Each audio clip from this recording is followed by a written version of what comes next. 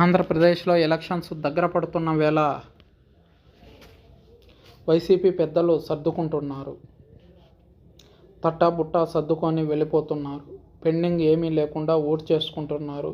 చిన్న చిన్న కాంట్రాక్టర్ల సంగతి పక్కన పెట్టి తమ పార్టీ అగ్రనేతలకు, వారి బినామీలకు పెండింగ్ బిల్లులు ఏమైనా ఉంటే వేల కోట్లు చెల్లించుకునేందుకు సిద్ధమయ్యారు. ఓవైపు ఎలక్షన్ కమిషన్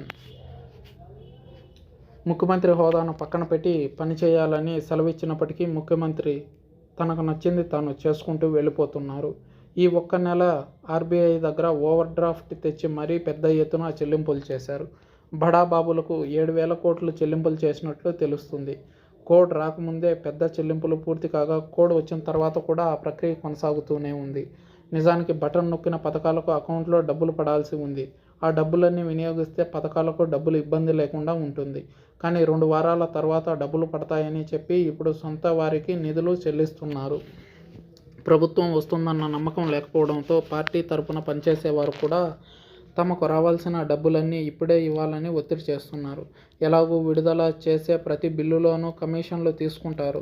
దీంతో ఎన్నికల ఖర్చు మిగిలిపోతుందని అనుకుంటున్నారు. బిల్లులే కాదు, కొన్ని విషయాల్లో తాము చట్టపరంగా ఇరుక్కోకుండా ఉండడానికి ఏర్పాట్లు చేసుకుంటున్నారు. వాలంటీర్ల పేరుతో ఏటా 60 కోట్ల కట్టబెట్టిన FAO అనే సంస్థకు కాంట్రాక్ట్ను ఈ ఏడాది పొడిగించలేదు.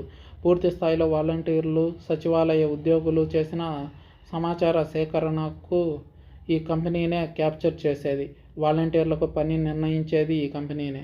ఈ కంపెనీ కాంట్రాక్ట్ పొడిగించలేదు, కానీ పని మాత్రం చేస్తూనే ఉంది.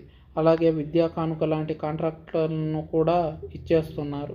ఇక భూములు అయితే చెప్పాల్సిన పని లేదు. ఈ గడిచిన 1.5 నెల రోజుల్లోనే 6,000 ఎకరాల పంపిణీ జరిగిపోయింది. వాటిని సీక్రెట్గా సెటిల్ చేసుకున్నారు. వైసీపీ నేతల తీరు చూస్తే దొరికినంత దండుకుని వెళ్ళిపోదామన్నట్లుగా ఉందని సచివాలయంలో గుసగుసలు వినిపిస్తున్నాయి. గత 5 ఏళ్లలో ఒక్కటంటే ఒక్క వ్యవస్థ సక్రమంగా పని చేయలేదు. ఆర్థిక నిర్వహణ అత్యంత ఘోరం. వచ్చినవి తెచ్చినవి నిధులన్నీ లెక్కాపత్రం లేకుండా ఇష్టారాజ్యంగా ఖర్చు పెట్టారన్న ఆరోపణలు ఉన్నాయి. ఈ లెక్కలతో ఎంతమంది బలవుతారో కానీ ఇప్పటికే వీలైనంతగా ఊడ్చుకుని సర్దుకుపోవడం బెటర్ అనుకుంటున్నట్లుగా పనులు జరుగుతున్నాయి.